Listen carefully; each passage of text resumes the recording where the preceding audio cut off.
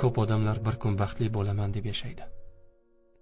Lekin o'sha kun hech qachon kelmaydi. Chunki ular doim baxtni kelajakdagi bir nuqtaga bog'lashadi. Shuni hal qilib olay, shu pulni topib olay, uy olay, muammolarim tugasin, shunda xotirjam bo'laman deb o'ylashadi. Lekin haqiqat shuki, hayot hech qachon to'liq tartibga tushmaydi. Har doim yangi tashvishlar, yangi muammolar, yangi rejalar bo'ladi.